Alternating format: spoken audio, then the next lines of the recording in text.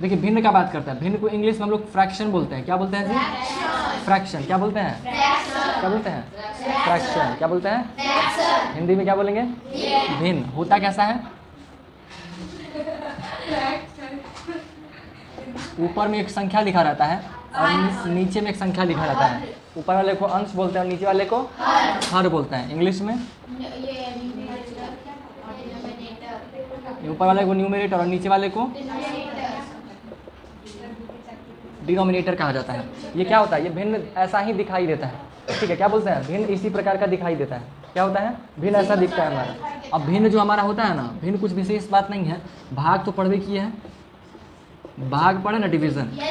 भाग का ही एक दूसरा रूप कहा जाता है। जैसे मान लीजिए आप 4 को 2 से भाग करेंगे तो कितना आएगा? 2 आएगा। आप इसको ऐसे करके भागा कर सकते हैं, 2 2 जा 4, कोई दिक्कत नहीं है। इसी को आप एक अलग तरीके से लिख सकते हैं, यानी कि 4/2 लिख सकते हैं। यही भाग भिन्न बन जाता है, ठीक है। इसको आप काट सकते हैं, 2 1 2 और 2 2 जा 4 बराबर 2/1 यानी कि 2। तो आता वही चीज़ है। भाग और भिन्न में कोई विशेष अंतर नहीं, बस लिखने का अंतर है। जो काम भाग में होता है वही काम भिन्न में भी होता है, बस फ़र्क किस चीज़ का है? लिखावट का, और कोई बड़ा अंतर नहीं है, ठीक है। फिर कहिएगा जब लिखने में कोई लिखने का ही फ़र्क है तो उनमें कोई मतलब है नहीं, तो फिर क्यों बनाया गया 2 को? वो इसलिए बनाया गया है, कई बार आप आगे चल कर कुछ कैलकुलेशंस कीजिएगा तो ऐसे की बजाय ऐसे करना ज़्यादा ईजी होता है, ज़्यादा शॉर्ट कर देता है, ठीक है। इसका लाभ आपको आज नहीं मालूम चलेगा। भिन्न पढ़ने का जो प्रॉफिट है वो आज कम मालूम चलेगा, आने वाले समय ज़्यादा मालूम चलेगा कि भिन्न बहुत हेल्पफुल चीज़ है हमारे लिए, हमारे कैलकुलेशन को बहुत ज़्यादा आसान कर देता है, ठीक है। वो समझ में आएगा आने वाले समय में। अभी फिलहाल ज़्यादा नहीं सोचना है, बस सिंपल सभी फिलहाल 2-3 बातों को दिमाग में रखना है। भिन्न क्या होता है? भाग का ही एक रूप है। ऊपर वाले को अंश, नीचे वाले को हर, इंग्लिश में न्यूमरेटर और डिनोमिनेटर कहते हैं, ठीक है। ये होता है भाग में। आप लोग क्या पढ़ते हैं? बंटवारा करना, है ना। बचपन में पढ़ते होंगे कि एक टोकरी में 5 आम है, 2 लोगों में बांटना, इस टाइप की कहानी पढ़ते होंगे। तो उसमें हम लोग क्या करते थे? बांटते थे चीज़ों को। तो बांटने के लिए जो जिस प्रोसेस का इस्तेमाल करते थे वो क्या था? भाग कहलाता था, है ना। जिस चीज़ को, किसी चीज़ को बंटवारा करने के लिए जिस प्रोसेस के तहत हम लोग गुजरते हैं वो क्या कहलाता है? भाग कहलाता है ना। जैसे 10 चॉकलेट है, उसको 5 लोगों में बराबर बांटना है तो कितना दीजिएगा? 2 को पड़ेगा। कैसे मालूम चलेगा? भाग करके। जिस प्रोसेस को यूज़ किया वो क्या हुआ? भाग कहलाता है। ठीक है, भाग का बेसिक चीज़ है, ये हो गया। अब भिन्न के में चलिएगा तो भिन्न के कई प्रकार होते हैं, ठीक है। भिन्न के कई प्रकार होते हैं ना। तो बताइए भिन्नों के प्रकार को जरा बताइए थी हम लोग को। तो सबसे पहले हमारे पास होता है समान भिन्न। समान भिन्न, ठीक है। समान भिन्न और असमान भिन्न, ठीक है। समान भिन्न कहिए या असमान भिन्न कहेंगे। इसी समान को हम लोग बोलते हैं लाइक फ्रैक्शन, ठीक है। लाइक मतलब एक जैसा समान, लाइक फ्रैक्शन। और असमान को क्या बोलते हैं?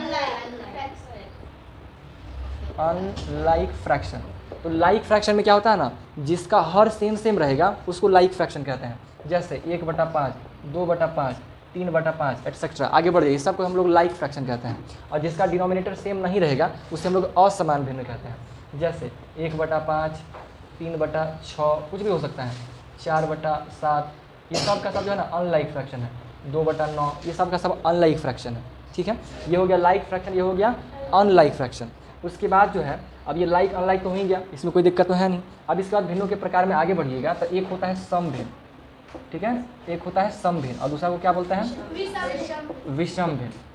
सम भिन्न और विषम भिन्न। इंग्लिश में इसको कहते हैं प्रॉपर फ्रैक्शन और इसको कहेंगे इम्प्रॉपर फ्रैक्शन।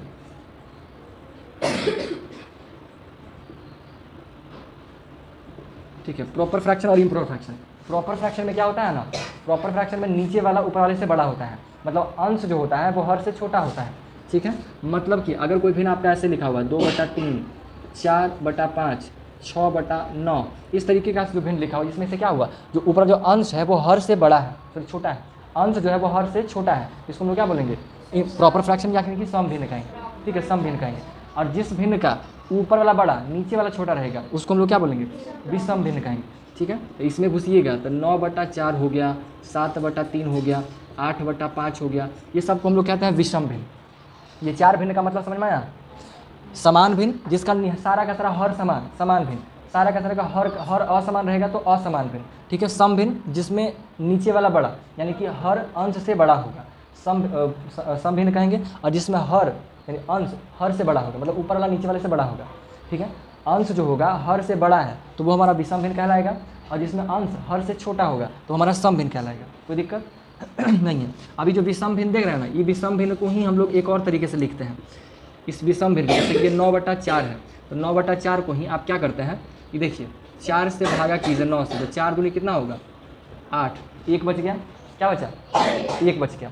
अब जब 4 1 2, तो हम लोग जब आप लोग को जांच करना याद है भाग की जांच हम लोग कैसे करते हैं, तो जांच करने में क्या किया जाता है, इन दोनों का मल्टीप्लिकेशन और मल्टीप्लाई करने में जो आता है इसको क्या करते हैं, उसके साथ जोड़ कर दिया जाता है ना, इन दोनों का गुणा करते हैं और इसके साथ क्या करते हैं जोड़ देते हैं, ठीक है। जोड़ने पर क्या होता है बीच वाला जाता है, ठीक है। तो 4 दूनी 8 और 8 और 1 कितना होगा 9, क्या हो जाएगा 9, तो बीच वाला 9 आ जाता है, यही तो जांच करने का नियम था।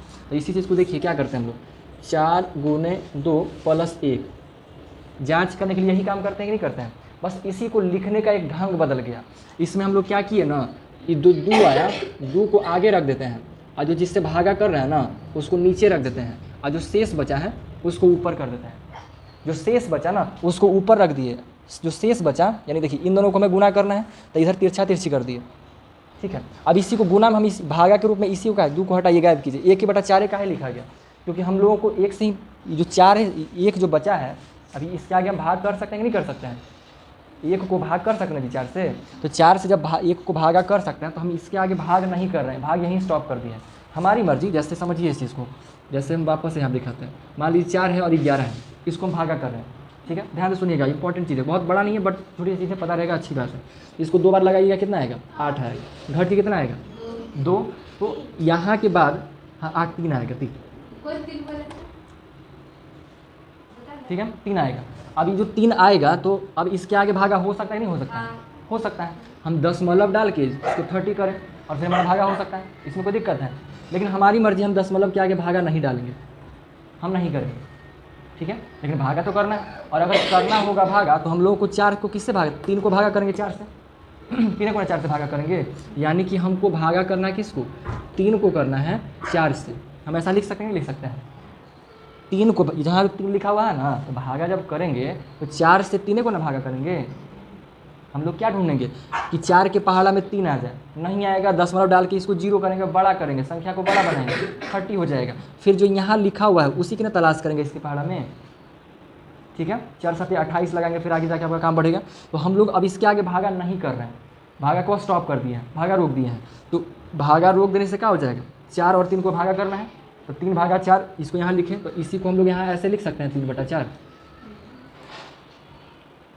लिखाएगा नहीं लिखाएगा, पहले अच्छे से बैठिए, नींद आएगा नहीं तो, ठीक है। हम ये कहना चाह रहे हैं इस 2 को गायब कीजिए, ठीक है, इस 2 को हटाइए। हम कह रहे हैं ना कि अब यहाँ पे घट के 3 आया है, तो हम लोग क्या करेंगे 4 से इस 3 को भागा करेंगे ना, तो 4 को इस 3 से भागा करेंगे, तो भागा अब हमें करने को कर सकते हैं 0 दशमलव डाल के, बट हमको दशमलव नहीं डालना है, हमको यहीं पे रोकना है। तो हम लोग अब इसको जब भागा नहीं करेंगे तो इसको भागा के रूप में लिख के छोड़ देंगे, है ना। जब भागा नहीं कर सकते हैं तो इसको भागा के रूप में लिख करके छोड़ देंगे। तो भागा के रूप में यानी कि 4 3 इन दोनों को भागा के रूप में, यानी यहाँ पे देखिए भागा के रूप में लिखे और लिख करके 3 ऊपर और 4 नीचे, ऐसा लिख सकते हैं, ठीक है। अब ई बच गया 2, तो इसको आगे लिख दिया गया, ठीक है। तो ये जो बना ना हमारा ना 2.3/4, हम आपको ये बता रहे थे कि यही दोनों को भागा में काहे लिख रहे हैं, भागा ये दोनों काहे नहीं लिखा है, इस दोनों को ही भागा में इस तरह से लिखने का क्या अर्थ होता है, तो ये वही है, ठीक है। इससे हमें भागा करना है तो भाग के रूप में हम लिख दिया, हमें आगे हम चाहे तो भाग कर सकते हैं, दशमलव में डाल सकते हैं, बट हमारी मर्जी, हम दशमलव नहीं डालेंगे।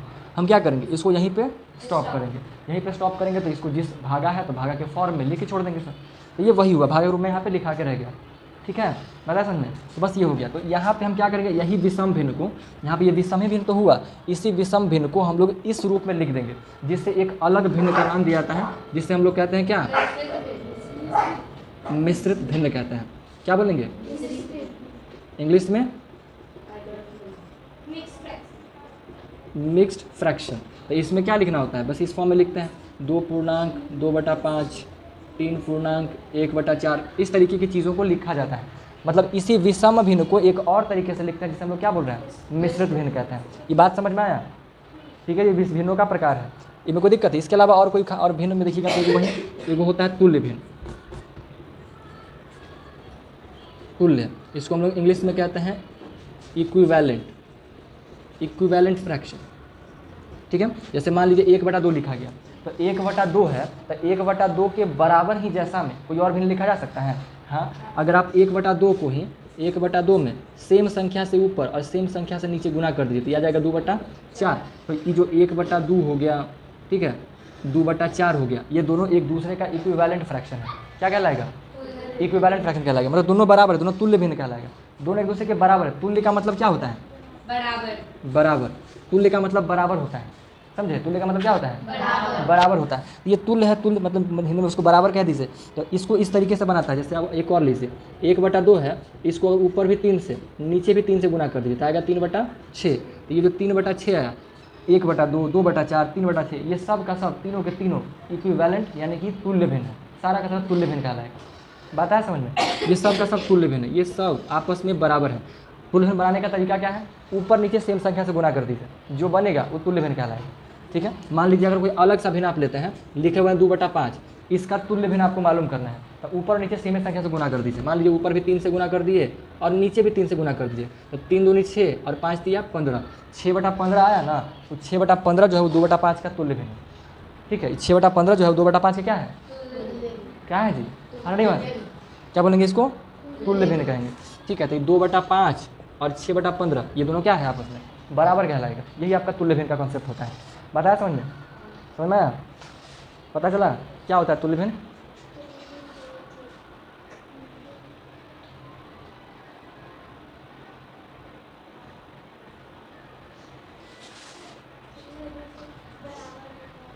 हाँ, किसके बराबर होता है?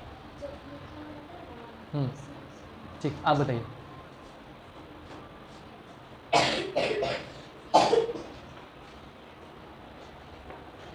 अंकों के बराबर होता है। अंक दोनों के बराबर होता है। फिर हम बोले आप बोलिए। जो भिन्न होता है ना उसके समान सेम संख्या से गुना करने में संख्या जो आती है उसे तुल्य भिन्न करते हैं। सही है ना? देखिए कोई भिन्न लिखा हुआ है, भिन्न को अगर ऊपर नीचे आप कोई सेम संख्या से गुना कर दीजिएगा तो जो प्राप्त भिन्न होगा वो उस भिन्न का तुल्य भिन्न कहलाता है। ठीक है, ये सिंपल सा तुल्य भिन्न का कॉन्सेप्ट है। इसका देखो अतुल्य भिन्न बताता है। अतुल्य भिन्न बताने की जरूरत नहीं है, जो असमान भिन्न नहीं, सबका सब अतुल्य भिन्न का ही एग्जाम्पल है। अतुल्य का मतलब क्या हो? जो भिन्न बराबर ना हो। तुल्य मतलब जो भिन्न बराबर है, दिखने में अलग लेकिन है एक जैसा, तो उसको तुल्य भिन्न कहते हैं। और जो बराबर नहीं है वो अतुल्य भिन्न कहलाएगा। तो है ना, अतुल्य कह दीजिए। तो अतुल्य भिन्न इंग्लिश में इसको कहिएगा तो नॉन इक्विवेलेंट। ठीक है, नॉन इक्विवेलेंट फ्रैक्शन। इसमें क्या कोई लिख दीजिए 1/5 हो गया जो 3/6 के बराबर नहीं है, इस टाइप का कुछ भी बहुत सारा भिन्न है जो बराबर नहीं कहलाएगा। जितना भी हो गया 4/7, ये सब का सब भिन्न आपस में बराबर नहीं है, सब का सब अलग है ना। ये देखिए ये सारे भिन्न आपस में बराबर है। ये तुल्य हो गया, ये अतुल्य हो गया। तो हमारे पास अभी कितने भिन्नों का बात किए? 1 2 3 4 5 6 7 भिन्न का बात किए हैं। ठीक है, हम सारा को रिवाइज करते हैं। समान भिन्न जिसका हर समान, असमान भिन्न जिसका हर असमान, है ना, हर असमान समान नहीं है। सम भिन्न का मतलब क्या हुआ? जिसका ऊपर वाला छोटा यानी हर छोटा है ना, अंश बड़ा। सम भिन्न और जिसका हर छोटा, अंश छोटा और हर बड़ा। अच्छा उल्टा बोला गया। ठीक है, अंश छोटा हर बड़ा, अंश छोटा हर बड़ा, कौन सा भिन्न? सम भिन्न। और जिसका अंश बड़ा और हर छोटा उसे क्या कहेंगे? विषम भिन्न कहेंगे। विषम भिन्न को ही एक और रूप में लिखते हैं जिसे हम लोग क्या बोलते हैं? मिश्रित भिन्न। इस रूप में लिखा जाता है। ठीक है, ये विषम मिश्रित भिन्न हो गया। उसके बाद हमारा तुल्य भिन्न होता है, जिसको जो बराबर होता है उसको तुल्य भिन्न कहते हैं। दिखने में अलग लेकिन होता है बराबर ही। इसको कट करेंगे तो वापस 1/2 ये पे आके अटकेगा, है ना। 3 1 3, 3 2 6, वापस वही आएगा। दिखने में अलग होता है बट होता एक ही जैसा है। ये तुल्य भिन्न हो गया। उसके बाद क्या कहते हैं इसको? अतुल्य भिन्न, जो बराबर नहीं होगा। तो ये अतुल्य भिन्न नहीं भी बता देना तो कोई दिक्कत नहीं था। अतुल्य भिन्न असमान भिन्न दोनों सेम ही चीज़ है। ठीक है, बात है समझ में? जल्दी से नोट कीजिए इसको।